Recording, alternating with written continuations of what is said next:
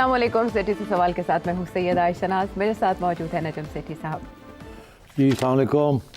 Sir साहब मैं note कर रही हूँ कुछ डल बोर मैं बोर हो गया हूँ आयशा। आपका मूड काफी ज्यादा, आप एंटरटेन रील्स से हो रहे थे बजाय पॉलिटिकल। तो मैं क्या करूँ, इतनी बोर्डम हुई हुई है और वो ईद से पहले भी तो आपको पता ही है कि लोग का इंटरेस्ट जो है ना वो सियासत में कम हो जाता है और एंटरटेनमेंट में ज़्यादा हो जाता है। तो या तो तुम और मैं इनको एंटरटेन करें, नहीं तो फिर बोर्डम के अंदर जो बातें हैं वही करनी पड़ेंगी। होड़ो गल्ला नहीं रही वो नहीं रही हैं उनकी करिए फिर। और नहीं कि इमरान खान ही रह गया है, मोहसिन नकवी रह गया है, जी मरवत रह गया है, गंडापुर रह गया है, बिशरा बीबी रह गए, होना ही रह गए नहीं, वो रह गए नहीं। ਹੁਣ सिर्फ सलमान नकरम राजा ਦਾ ਨਾਂ ਬੋਲਦਾ ਹੈ पीटीआई ਵਿੱਚ। हाँ जी, गल भी ਤੁਸੀਂ ਇਹੋ ਜੀ करती है। अच्छा तो चलो फिर देख लेने हैं किदा कौन बोलता है। अच्छा चले, रमज़ान तो हो गया, ये इसमें ज़ाहिर है मसरूफियत के पैमाने और होते हैं, लेकिन ईद के बाद कुछ एंटरटेनमेंट शो जमने जा रहा है क्योंकि ईद के बाद पाकिस्तान तहरीक इंसाफ एहतजाज करने जा रही है। इसका पता हमें एहतजाज तो यार आयशा फगौत से एहतजाज कर करके अनाउंस कर करके करते तो है कुछ नहीं। चले देख, काफ़ी ज़्यादा इंशाल्लाह पे जोर है जुनेद अकबर साहब का, लेकिन ये एहतजाज की बात कर रहे हैं तो शेर अफजल मरवत साहब फॉरवर्ड ब्लॉक की बात कर रहे हैं, वो क्या कह रहे हैं? अफसोस की बात यह है कि गैर सियासी लोग जब पार्टियों के फैसले करें तो फिर यही नताइज निकलते हैं। फॉरवर्ड ब्लॉक भी बनेगा, मुझे नजर आ रहा है 16 एमएनएस दरकार हैं उनको फॉरवर्ड ब्लॉक के लिए। 11 तो पीटीआई में ऑलरेडी जो है मुतनाज़ा है, जिनमें चंद लोग तो पहले से जा चुके हैं, तो 5 एमएनएस इनको और दरकार होंगे और अरबों तो ये लगाते हैं। फिर इसका मतलब ईद के बाद आपका फॉरवर्ड ब्लॉक भी बन सकता है। मेरा ख्याल है। बातों में कितना दम है? कोई नहीं फॉरवर्ड ब्लॉक बनना और कोई ख़ास लंबी चौड़ी एहतजाज नहीं होनी। इमरान खान की तरफ से कोई क्लियर कट पॉलिसी इनिशिएटिव जिसको सारी पार्टी को साथ लेके चले वो नहीं आ रहा। यहाँ तक कि अभी ये भी नहीं समझ आ रही थी अभी तक कि कौन मिलेगा कौन नहीं मिलेगा, कौन स्पोक्समैन है कौन नहीं है। अब जाके कुछ थोड़ी सी समझ आ रही है कि सलमान राजा साहब ने बहुत से लोगों को आउट कर दिए, जाके खान के कान भरे हैं और कहा है कि ये सारे ऐसे हैं ऐसे ऐसे। मेरा ख्याल है राजा साहब की बात में वज़न तो होगा। राजा साहब वकील आदमी हैं, दलाइल अच्छे देते हैं और मेरा ख्याल है जिन लोगों के ख़िलाफ़ उन्होंने जाके खान के आगे बात की है उनके बारे में पहले भी बहुत से सवालिया निशान थे कि ये इस्टेब्लिशमेंट के करीब हैं या खुफिया तौर पे मिलते हैं या इस्टेब्लिशमेंट के एजेंडे जो हैं उनको चलाते हैं and so on and so fourth. तो ये कोई, मैं हैरान नहीं हूँ कि खान ने फाइनली ये फ़ैसला किया है कि जी ठीक है सलमान अकरम राजा के हवाले किया जाए। मेरा ख्याल है जब भी इनको बनाया था ना सेक्रेटरी, तो सलमान एक मॉडर्न आदमी है।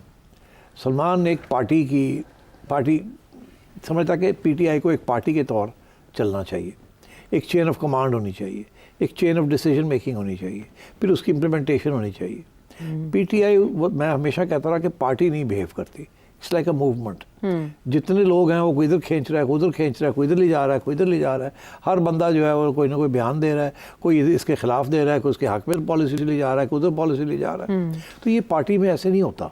पार्टी में तो एक लाइन ली जाती है फिर सारे उसको फॉलो करते हैं। तो मेरा ख्याल है खान को जाके सलमान ने कन्विंस किया है कि देखिए ये हमें बड़ा नुकसान दे रहा है और लड़ाई झगड़े भी इसलिए हो रहे हैं, पावर स्ट्रगल चल पड़ी है और तो इसलिए आई थिंक आप मुझे थोड़ी बहुत पावर्स दें। अच्छा। मैं सारा सॉर्ट आउट करता हूँ और एक पार्टी की हायरार्की बनाता हूँ, एक डिसीजन मेकिंग फोरम बनाता हूँ ताकि we are all on the same page. तो मेरा ख्याल है कि फॉर द टाइम बीइंग ये सलमान कामयाब हो गया है। मगर क्या ये जो लोग जिनको उसने आउस्ट किया है ये चुप कर जाएंगे या ये कोशिश नहीं करेंगे खान को मिलने की और कुछ और नई लाइन लेने की? मैं समझता हूँ करेंगे। अभी आपने देखा कि सलमान राजा ने बड़ी कोशिश की कि बाबर अवान को रोका जाए मिलने से, ठीक है ना। अब क्यों? बाबर अवान के साथ तो इमरान खान कब से चल रहे हैं, उनके वकील ही हो रहे हैं, तो वो तो बाबर अवान के साथ चलने के लिए तैयार है। सलमान राजा ने खट कर दिया उनको जी। तो अब और वो फिर भी पहुंच गया वहाँ मिलने के लिए, ठीक है ना। और फिर भी मुलाकात हो गई उसकी। अच्छा। फिर भी मैंने सुना कान में कोई बातें भी उसने कर दी है खान के आगे। हाँ। तो ये चलेगा। मैं समझता हूँ कि इसमें कोई आपको पक्का नतीजा नहीं नजर आएगा। अच्छा। क्योंकि ये जो जिन लोगों को आउस्ट किया है ना सलमान ने, ये चुप नहीं करेंगे, ये चुप नहीं करे और वो बात कर रहे हैं। आपने कहा कि सलमान के खिलाफ पूरा एक महाज बनेगा, आप देखिए महाज बनेगा। उस क्वेश्चंस बहुत से उठ रहे हैं उनकी एंट्री से और उसके बाद पार्टी में ऐसे इंप्रेशन आ रहा है जैसे उन्होंने कू कर लिया। लेकिन फैसल चौधरी साहब क्या कह रहे हैं? तो सिट साहब ये पीटीआई को नुकसान देने वाली बातें नहीं है ये सब? देखो आयशा, ये फैसला हुआ था ना कि वकला बरादरी को डिसीजन मेकिंग में लेके आना है, क्योंकि Political सारे के केसेस थे तो वो करीब होते जा रहे थे इमरान खान के, तो जाहिर है लॉयर्स जो हैं फिर वो स्पोक्समैन भी बनने शुरू हो गए। इसी खाते में सलमान भी एंटर हो गया, जी। मगर जो सियासी क़यादत थी वो तो नहीं थी, they were never part of this legal defence, वो तो सियासत कर रहे थे। जी। अब ये लॉयर्स ने पहले कोशिश की कि टेक ओवर कर लिया जाए, इसीलिए फिर बैरिस्टर साहब को बना दिया, जी। ठीक। अब बैरिस्टर साहब को सलमान ने आउस्ट कर दिया, तो और भी लोग हैं ऐसे। उधर मरवत को पहले आउस्ट किया, अब कोशिश की जा रही है गंडापुर को आउस्ट करने की, जी। ठीक। ये शेर अफजल मरवत साहब ने इशारा दे दिया। हाँ, तो ये अब ये चुप नहीं करेंगे, ये लड़ेंगे ये लोग। अच्छा। दे आर पॉलिटिकल एनिमल्स, ये लड़ाई झगड़े करेंगे और ये बयानबाजी करेंगे, ये कहेंगे हम we are the real PTI. तो अगर ये जो इशारा है फॉरवर्ड ब्लॉक का, जी, ये एक धमकी है, ओके। ये एक धमकी है इनकी तरफ से, सलमान अकरम राजा साहब को। हाँ, ओके। एंड इमरान खान को पैगाम हाँ हाँ कि अगर हमारे साथ ये किया गया तो then we could have a forward block, okay. तो ये इससे पार्टी कमज़ोर हो जाएगी। तो अब ये देखना ये है कि जुनेद साहब जो हैं, he is a very fine man, बड़े सोबर किस्म के लीडर हैं। आपने देखा उनकी इंटरव्यू भी, काफ़ी चीज़ें उन्होंने जिक्र किया है। क्या वो पूरी कर सकेंगे? Without the support of Gandapur नहीं कर सकेंगे। गंडापुर की स्ट्रेंथ ये है कि उसके पास गवर्नमेंट है, गवर्नमेंट के फंड्स हैं, गवर्नमेंट के रिसोर्सेज हैं। अब जुनेद साहब के पास वो नहीं है, जी। और जुनेद साहब की कंप्लेंट भी यही है कि हमें महरूम किया जा रहा है from funding and so on and so fourth, and Gandapur will not let go.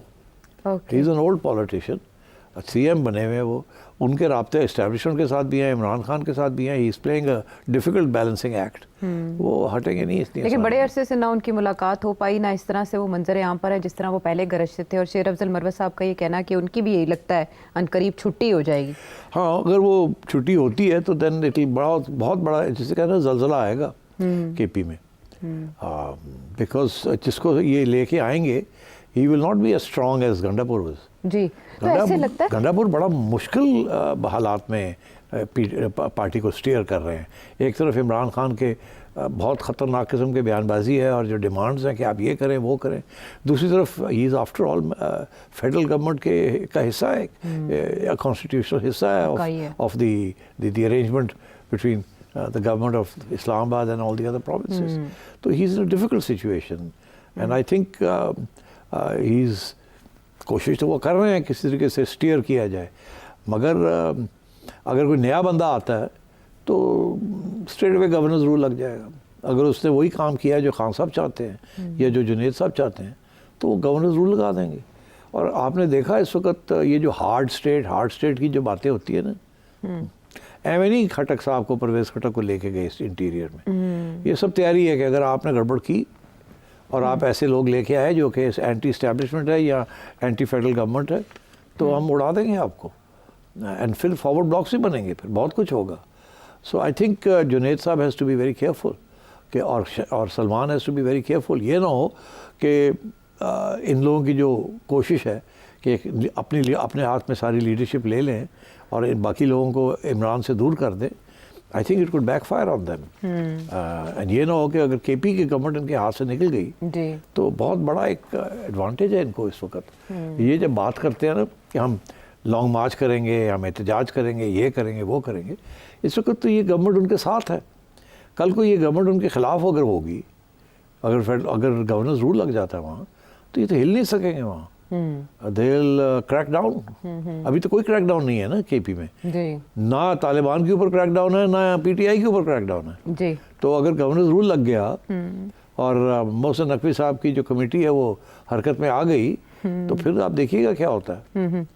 अच्छा, चेंजेस हमने बहुत ओवर टाइम देखी पाकिस्तान तहरीक इंसाफ में कि सबसे पहले जब इमरान खान साहब अरेस्ट हुए, पाकिस्तान तहरीक इंसाफ इलेक्शंस में गई तो बैरिस्टर गौहर सामने आए, फिर शेर अफजल मरवत साहब सामने आए, फिर अली अमीन गंडापुर ने पार्टी को सहारा दिया क्योंकि जो पाकिस्तान तहरीक इंसाफ की फॉलोइंग है वो अग्रेसिव एटीट्यूड को पसंद करती है। फिर आपने बताया अलीमा खान साहिबा और बुशरा बीबी की अरेंजमेंट क्या थी, वो भी चली गई, फेल हो गई इन अ वे, पीछे चली गई।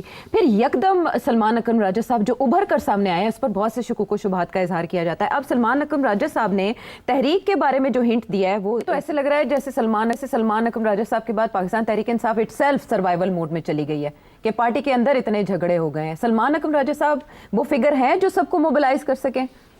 कोशिश तो उनकी होगी, मगर मैं नहीं समझता इट विल बी पॉसिबल, क्योंकि इनके ख़िलाफ़ जो महाज बन रहा है वो इट्स अ वेरी पॉलिटिकल महाज।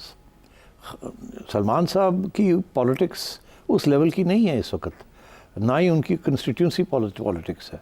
ये सब लोग जो हैं their old war horses, so I think it will be very difficult. अब अभी क्या जो जाके इन्होंने कन्विंस किया है इमरान को, वी डोंट नो, मगर मैं नहीं समझता कि ये जो कोशिश कर रहे हैं कि to take over the party और इस तरीके से पार्टी को चलाएं जैसे कि एक सेक्रेटरी जनरल चलाता है। ये सेक्रेटरी जनरल क्या चीज़ होती है? जो तारीख़ में जो बोल्शेविक पार्टीज़ थी, जो जहाँ से ये सारा निकला कि सेक्रेटरी जनरल किसी पार्टी का बड़ा पावरफुल होता है, प्रेसिडेंट से भी ज़्यादा पावरफुल होता है सेक्रेटरी जनरल, क्योंकि सारे ऑर्डर्स वहीं से इशू होते हैं। तो अब ये पार्टी नहीं है उस किस्म की यहाँ कि सलमान राजा साहब ऑर्डर्स इशू करें और बाकी लोग मान लें इस बात को। और मैं समझता हूँ इनके ख़िलाफ़ भी अब महाज बनेगा if he is not careful, if he doesn't play politics, बनेगा। और आई एम कंसर्न्ड कि इसका नुकसान ना हो जाए पीटीआई का। मेरी उम्मीद तो यही है कि ये कामयाब हो जाए, because he is a good man and इनकी अच्छी ख्वाहिश है अबाउट द पीटीआई। मगर आपको पता है अगर इतनी जल्दी कोई बंदा चढ़ जाए ना ऊपर, तो बहुत सी रिजेंटमेंट्स, जेलसीज, रिजेंटमेंट्स देखो शुरू हो जाती हैं सियासी जमातों में। ठीक। क्योंकि यहाँ सियासी जमातों में ऐसा मिलजुल के चलना पड़ता है। और सलमान के इस वक्त जो मेरी अंडरस्टैंडिंग है, उसके जो राब्ते हैं वो बहनों के साथ हैं। ओके, मेरा अगला सवाल ये था। थैंक यू, आपने इसका जवाब। वो बहनों के साथ हैं, मगर हमें पता है कि बुशरा बीबी के साथ भी झड़प हो चुकी है। हमें पता है Gandapur doesn't like him, Marwat doesn't like him, Faisal and Fawad don't like him. अपने जो हमारे बैरिस्टर साहब हैं उनको भी इन्होंने आउस्ट कर दिया, बैरिस्टर गौहर इन अ वे रेलेवेंट इनके बाद। तो मैं समझता हूँ ऑल दिस ये कहीं ना कहीं आके तो खड़ा होगा ना। And I think Salman should be very careful कि इतना बढ़ के आगे अपने साथियों के साथ वो लोग जिनकी काफ़ी कुर्बानियाँ हैं पीटीआई के लिए और काफ़ी मेहनत की है उन्होंने, उनको इस तरीके से साइड लाइन आउट ना किया जाए, कोशिश की जाए उनको साथ लेके चलने की कोशिश की जाए। ठीक। अच्छा, इसमें एक और पहलू, सलमान अकरम राजा साहब ने बाबर अवान साहब की मुलाकात के बाद एक कमेंट किया कि जेल में कुछ मुलाकातें ऊपर से कराई जाती हैं। सलमान अकरम राजा साहब भी उस कमेटी में हैं जिन्होंने प्रूव करने थे ना, तो उससे ऊपर कौन और क्यों करवाएंगे? तो वो जाहिर है, देखें ना, बहुत बड़ा इल्ज़ाम लगा दिया ना, छोटा इल्ज़ाम तो नहीं है। हाँ। ऊपर से क्या है, ऊपर से इस्टेब्लिशमेंट करवा रही है मीटिंग। तो अगर सलमान अकरम राजा साहब को ये बात पता है तो क्या इमरान खान को नहीं पता? क्या इमरान खान नहीं कह सकता था मैंने नहीं मिलना? उसने तो नहीं कहा कि मैंने बाबर अवान को नहीं मिलना। बाबर अवान तो पहुँच गया उस तक, चले वहाँ किसी ने भिजवा दिया, पहुँचा दिया, मगर फिर फुसफुस भी वहाँ तो हुई। तो मतलब है कि ये इसी तरीके के साथ आप देखिएगा गंडापुर भी पहुंच जाएगा, अच्छा, मरवत भी पहुंच जाएगा। मैं आपको लिख के दे रहा हूँ। फैसल चौधरी भी आ जाएंगे वापस। वो तो कह रहे हैं मैं तो लड़ूंगा, मैं तो करूंगा। हाँ। अब बात ये इन सब के ऊपर जो दाग लगा है ना, वो यही है कि इस्टेब्लिशमेंट के राब्ते में है ये लोग। कोई भी सियासतदान इस मुल्क में वो सियासत नहीं कर सकता अगर वो इस्टेब्लिशमेंट के राब्ते में ना हो। वो और बात है कि उनकी बात मानता है या नहीं मानता, उनसे बहस करता है या नहीं बहस करता, इत्तेफाक करता है या नहीं करता, उनका काम करता है या नहीं करता, मगर हर सियासतदान राब्ते में, और खान साहब भी राब्ते में होना चाहते हैं। ये तो नहीं है कि वो नहीं होना चाहते, वो भी तो कहते हैं कि मैंने अगर बात करनी है तो उन्हीं से बात करनी है, they are the powerful force. तो ये तो everybody is in touch with the establishment. अब ये कहना कि जी फलाना बंदा जो है वो इस्टेब्लिशमेंट के इन टच है तो इसलिए वो इस्टेब्लिशमेंट का एजेंट है, this is not going to work. इस मुल्क में सारे ही सियासतदान जो हैं they're in touch with the establishment, खा वो इमरान खान के लोग हों, खा वो इमरान खान हो, खा वो बुशरा बीबी हो, honestly I am telling you. Permit वहीं से मिलता है सियासत। परमिट लें या ना लें, मगर अगर एस्टैब्लिशमेंट के साथ रास्ते में अगर वो ना हो तो वो सरवाइव नहीं कर सकते। नहीं कर सकते, वर्किंग रिलेशनशिप रखना पड़ता है। वर्किंग रिलेशनशिप, इसका ये मतलब नहीं है कि आप हर बात उनकी माने। हाँ। इसका ये मतलब है आप अपनी इंडिपेंडेंस भी रखें, ऑटोनॉमी भी रखें, मगर आप अपने लिए इतनी स्पेस रखें कि आप काम भी कर सकें। ठीक है, ये बहुत बड़ा चैलेंज है जिसमें बहुत से लोग फेल हो जाते हैं। बहरहाल पाकिस्तान तहरीक के बाद तहरीक चला पाएगी या नहीं, पेचीदा सूरत हाल है, और सूरत हाल में से रास्ता कैसे निकालते हैं सलमान अकम राजा साहब, उनके लिए सबसे बड़ा चैलेंज। वापस आते हैं एक ब्रेक के बाद। शो में साथ देने का शुक्रिया। एक बहुत अहम मामला, कौमी सलामती से जुड़ा सॉफ्ट स्टेट से हार्ड स्टेट की तरफ का सफ़र, और इस सिलसिले में हम देख रहे हैं कि बहुत पुख्ता इकदाम किए जा रहे हैं। एक 15 रुकनी कमेटी बना दी गई है जिसकी सरबराही वो मोहसिन नकवी साहब करेंगे, जो बड़े अरसे से खामोश थे, लेकिन अब उनकी तरफ से मजम्मती बयान और मुलाकातें भी शुरू हो गई हैं। जो कायम मकाम अमरीकी सफ़ीर हैं उनके साथ उनकी मुलाकात हुई है, और ये जो कमेटी बनाई गई है इसमें सारे सूबों के होम सेक्रेटरीज़ होंगे, और इसके अलावा इंटेलिजेंस एजेंसीज़ और CTD भी इसका हिस्सा होगी। तो सिट साहब, पहले मैं मोहसिन नकवी साहब के बारे में पूछूं या पहले कमेटी के काम के बारे में पूछूं? जाहिर है आपको तो दिल यही चाह रहा है कि मोहसिन नकवी के बारे में पूछें। असल में आपने कहा, शरारत करने में तो बड़ी तेज हैं आप। आपने बड़ा अच्छा नुक्ता दिया था। आपने कहा हार्ड स्टेट की तरफ का सफ़र है, इसीलिए परवेज़ खट्टक साहब इंटीरियर मिनिस्ट्री में आए। तो मोहसिन नकवी साहब मिनिस्ट्री नहीं छोड़े? ओके, बस अभी ऐसे लग रहा है आपको कि वो नहीं छोड़ रहे। हाँ, क्या मैंने कहा कि ऐसे लग रहा है। हाँ, लेकिन ऐसा है नहीं। मैं आपको एक बात बताऊं, मेरी इंप्रेशन ये है कि Mohsin Naqvi was never interested in interior, मगर इस्टेब्लिशमेंट वाज इंटरेस्टेड कि उनका अपना बंदा इंटीरियर में आए। अच्छा। मोहसिन नकवी साहब की तबीयत पिछले रोज़ चंद रोज से कुछ नासाज हुई। He was not well. अच्छा। So he didn't attend many functions. Rumours शुरू हो गए कि जी शायद ये छोड़ रहे हैं या छुड़ाई जा रही है मिनिस्ट्री। ठीक। मोहसिन नकवी ने कहीं एक बयान भी कभी दिया था कि अगर मुझे छोड़ना ही पड़ी तो मैं पीसीबी नहीं छोड़ूंगा, पीसीबी रख लूँगा, इंटीरियर छोड़ दूँगा। अब इंटीरियर जो है ना is a full time job, PCB is a full time job, मगर interior is far more important for the establishment than PCB. जी। और मोहसिन नकवी साहब is hand picked by the establishment, 100% एतबार और 100% the man. So running interior is very important. मैं फिर से ये कहूँगा कि खटक साहब का वहाँ आना, उसका मतलब ही ये है कि इस्टेब्लिशमेंट ये फील कर रही थी कि इंटीरियर जो है कुछ ऐसे एरियाज़ हैं जहाँ मोहसिन नकवी साहब नहीं पहुँच पाते, या अगर पहुँचते भी हैं is not very effective, and one such area is KP. तो केपी में आगे कोई प्लानिंग करनी है, कुछ करना है, तो यू नीड समबडी जो पॉलिटिकली वाइज हो from the point of view of KP, और इंटीरियर में भी डिफेंस और इंटीरियर के जो तल्लकात होते हैं एस्टेब्लिशमेंट के साथ, उसकी भी एक्सपीरियंस हो, कोऑर्डिनेशन अच्छी कर सके। अब खटक साहब रहे हैं defence minister under Imran Khan, तो उन्हें तो पता है कि एस्टेब्लिशमेंट के साथ राब्ते कैसे होते हैं, कैसे कम्युनिकेशन होती है, कैसे इम्प्लीमेंटेशन होती है। और आपको याद होगा जब इमरान खान की आखिरी स्टेजेस थी और लोग आ रहे थे जा रहे थे, बाजवा साहब को मिलने आ रहे थे जा रहे थे, 2-2 3-3 लोगों के टोले जाते थे, याद है आपको? बिल्कुल याद। तो खटक साहब was always part of those. तो अब मैं ये समझता हूँ कि मोहसिन साहब का जो लोड है ना, वर्कलोड, उसको कम करने के लिए, क्योंकि वर्कलोड बहुत ज़्यादा था, वो हैंडल नहीं हो रहा था, उसको कम करने के लिए ताकि he can focus may be on other things, या इंटीरियर जो है वो सही तरीके से उसके ऊपर फोकस दिया जाए। उन्होंने 2 चीज़ें कर दी हैं। एक तो ये कि खटक साहब को ले आए हैं, मोहसिन साहब ने फिर तलाल को ले आए हैं। मोहसिन साहब खटक साहब को लाए हैं एस्टेब्लिशमेंट, तलाल को लाया मोहसिन। इसीलिए जब आप उनसे पूछते हैं मोहसिन साहब से कि भाई वो आपके एब्सेंस में 2 लोग आ गए हैं, तो वो कहते हैं तलाल को तो मैं लाया हूँ, खटक साहब की बात ही नहीं होती। अच्छा, अब बात ये है कि वो इसीलिए लाए हैं ना क्योंकि बहुत से ऐसे काम हैं जो मोहसिन साहब एज इंटीरियर मिनिस्टर करने पड़ते हैं, प्रेस कॉन्फ्रेंसेस करनी पड़ती हैं, डिफेंड करना पड़ता, तो वो अब तलाल कर रहे हैं। आप देख रहे हैं वो हर रोज़ टीवी पे आए हुए होते हैं। So that angle has been taken care of. KP की जब ज़रूरत पड़ेगी तो खटक साहब जाया करेंगे। और मोहसिन साहब को अब ये कमेटी दे दी है जी। आपने अभी बताया कि इसके अंदर सारे ही हैं, इंटीरियर सेक्रेटरीज चारों प्रोविंसेस के हैं, फिर महल बाकी भी है, गिलगित बल्तिस्तान के भी होंगे, आज़ाद जम्मू कश्मीर के भी, सबके हैं। और फोकस किसके ऊपर है?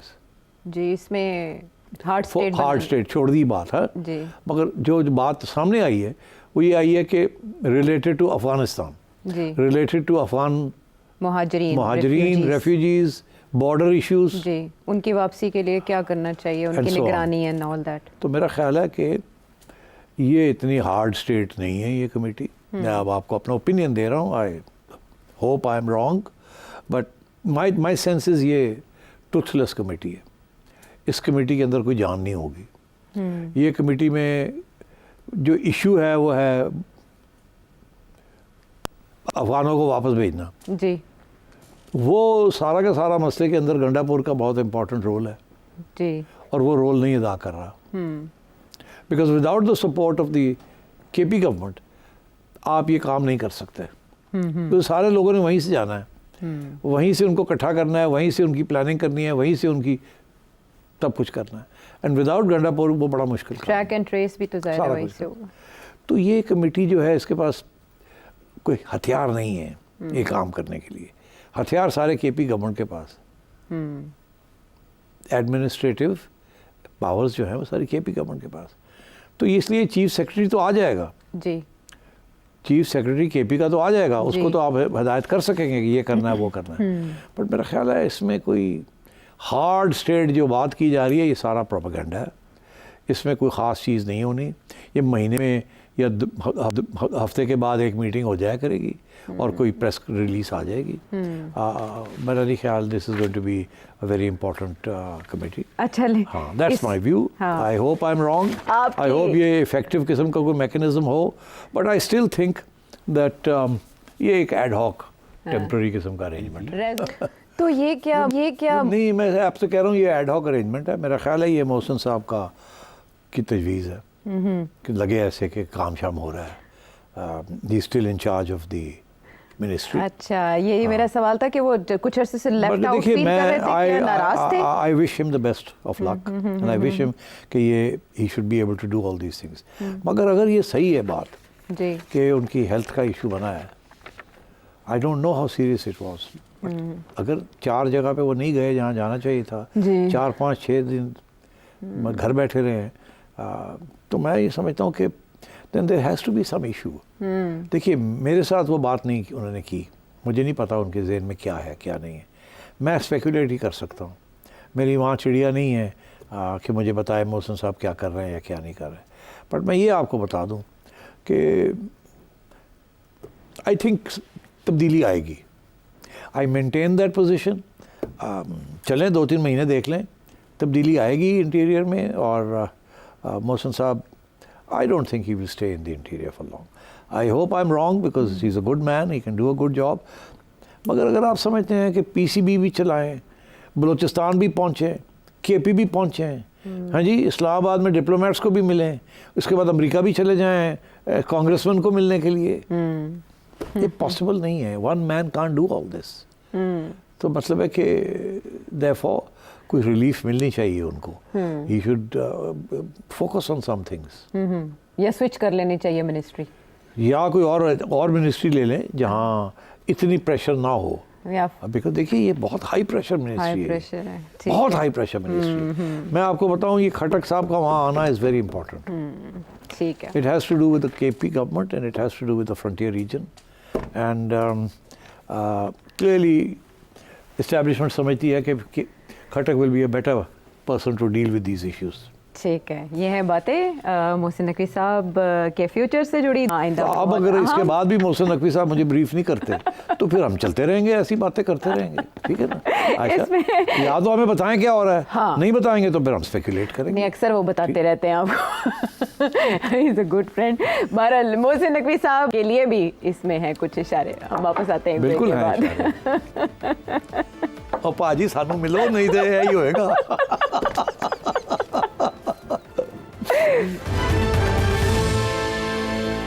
Welcome back to the show. बहुत सी बातें हो गई पाकिस्तान तहरीक इंसाफ और मोहसिन नकवी साहब के हवाले से। तो जब अमेरिका का जिक्र आया तो बहुत सी खबरें अमेरिका से आ रही हैं, लेकिन मेरा सवाल आपसे ये है कि आरिफ अलवी साहब साबिक सदर पाकिस्तान अमेरिका में क्या कर रहे हैं और तारिक फातमी साहब वहाँ किससे मुलाकातें कर रहे हैं? जी हाँ, तारिक फातमी साहब की तो खबर अब आई है ना, काफ़ी अरसे से वहाँ पहुँचे हुए हैं और खुफिया तौर पे, नॉट खुफिया बट लो प्रोफाइल रख के सबको मिल रहे हैं वहाँ।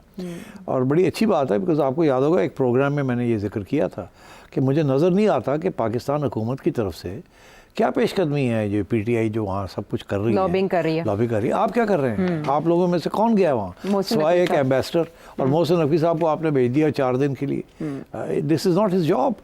तो ये तो और लोगों का जॉब होता है। इसमें बहुत सी foreign policy and foreign office people should get involve in this, मगर हमारे foreign office is quite bare. तो इसलिए but we have a good ambassador there, but you also need a politician and you also need somebody with some heft. तो ये अब फातमी साहब को जो भेजा ये बहुत अच्छा किया है जी। फातमी साहब से बेहतर फॉरेन ऑफिस में वेल इन्फॉर्म्ड और आर्टिकुलेट बंदा कोई नहीं, ऑनेस्टली मैं आपको बताऊं। He should have been foreign minister.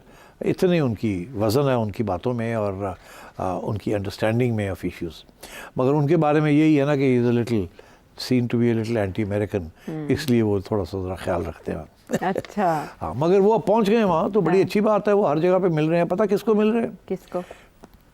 उन लोगों को मिल रहे हैं जिन्होंने ये जो बिल है, जो विल्सन का जो बिल है, हाँ। वो ये बिल जाएगा जिन लोगों के पास 2 कमेटियों में गया ना, जिन कमेटियों में ये जाएगा, हाँ। वहाँ के जो सरबराह हैं, जो लोग हैं जहाँ वो हैंडल करते हैं, उनको ये मिल रहे जी। हैं, ताकि ये बिल वहाँ उनके पास पहुँचे तो उनको समझाएं कि इसमें क्या खामियां हैं, क्या ज़्यादती है, क्या गलत है, क्या सही है। तो ये बिल जो है इस बेसिकली इसके 2 पॉइंट्स हैं। एक है जनरल आसिम मुनीर के खिलाफ कि उनको सैंक्शन किया जाए, जी। और एक है इमरान खान को रिहाई की जाए। ठीक है, दोनों चीज़ें नहीं होनी, मैं आपको बता दूँ। अच्छा। पहले तो ये है कि इस बिल को पास करने के लिए not going to be easy. Okay. अगर इसमें किया तो फिर पता क्या होगा, इसके हर बिल के अंदर वेवर भी होती है कि प्रेसिडेंट को इजाज़त दी जाती है कि आप इसके जो इश्यूज़ हैं उसको अगर आप ना करना चाहें, इस बिल को नेगेट करना चाहें कोई क्लॉज को, तो प्रेसिडेंट जो है वो कांग्रेस को कहता है मैं वेवर देता हूँ इसको। अच्छा। वेवर से मुराद ये मैं इसको नल एंड वॉइड करता हूँ, और वजूहत देते हैं। अच्छा। अब वजूहत तो दिन ब दिन बढ़ती जा रही हैं। क्या 2 वजूहत हैं कि ये बिल के जो मेन क्लॉजेज हैं वो इम्प्लीमेंट नहीं होंगे। अगर बन भी जाता है तो नहीं होंगे। अच्छा। वो 2 ये हैं, एक आसिम मुनीर साहब के खिलाफ और दूसरा एज सेड इमरान खान को रिहा करना। जो काउंटर आर्ग्यूमेंट वहाँ दी जा रही है और जो समझ आएगी उनको, वो ये है कि Asim Munir is necessary for American interest in army का लीडर है, army is united and Asim Munir is somebody जिसके साथ अमेरिका काम कर सकता है। जी। So there is no question कि आसिम मुनीर साहब के ऊपर किसी किस्म की पाबंदी लगे। पहली बात, इट वुड बी लाइक सारे पाकिस्तान को सेंसर करना, क्योंकि इस वक्त government and army are on the same page, तो इसलिए ये तो नहीं हो सकेगा। जी। जहाँ तक खान साहब को निकालना है, वहाँ बयानिया क्या दे दिया जा रहा है कि ये तो एंटी अमेरिकन है। जैसे ये कहा जा रहा है कि ये गवर्नमेंट और ये एस्टैब्लिशमेंट प्रो अमेरिका है जी। और चलो एंटी अमेरिका नहीं है। प्रो अमेरिका तो आज कोई भी नहीं है आजकल, ये कह सकते हैं एंटी अमेरिका नहीं है एंड कोऑपरेशन करेंगे। और इमरान खान के बारे में यही कहा जाता है कि ही इज एंटी अमेरिकन जी। और उनकी सारी पीटीआई का बयानिया भी यही है। वो और बात है कि जब उनको मौका मिलता है तो वो प्रो अमेरिका हो जाते हैं, मगर है बेसिकली है इज एंटी अमेरिकन। निकाले जाने पे तो यही था, ओपन है भी ऐसे ही। अच्छा, अब जो बयानिया है ना कि why America now will need to work with Pakistan, उसके तो अब बहुत से इशारे आ गए हैं। एक इशारा ये भी आया है कि तालिबान जो हैं, TTP नॉट TTA, तहरीक तालिबान पाकिस्तान जो हैं, वो एक टेररिस्ट ग्रुप है जो अमेरिका को भी और वेस्टर्न इंटरेस्ट को भी हार्म कर सकता है। ये नया डेवलपमेंट है जी। ये पहले ये बात नहीं कही जाती थी। ये पहली दफ़ा ये बात अमेरिकन स्टेट्समैन की तरफ से या पॉलिटिशियंस की तरफ से या एडमिनिस्ट्रेशन ऑफिशियल्स की तरफ से ये बात आई है जी। कि TTP इज़ अ प्रॉब्लम।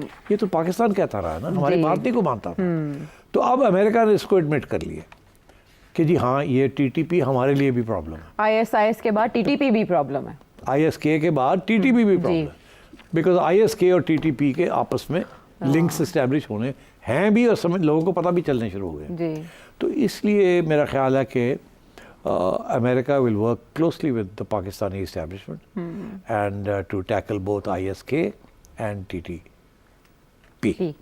और अब जो लेटेस्ट खबरें आ रही हैं कि शायद ये पैगाम TTA को मिल गया है, ये पैगाम TTA को मिल गया है और TTA जो है अब मज़ाकरात करेगी पाकिस्तानियों के साथ कि किसी तरीके के साथ TTP को रिस्ट्रेन किया जाए, उनको थोड़ा सा संभाला जाए ताकि ये बात आगे ख़राब ना हो, बढ़े ना। बिकॉज अब अमेरिका की इन्वॉल्वमेंट नज़र आनी शुरू हो गई है। अगर अमेरिका की इन्वॉल्वमेंट आ जाती है तो फिर तो सबको सोचना पड़ता है कि अब क्या होगा। और तारिक फातमी साहब की मुलाकातें भी रंग ला रही हैं। Tariq Fatmi will succeed. Okay.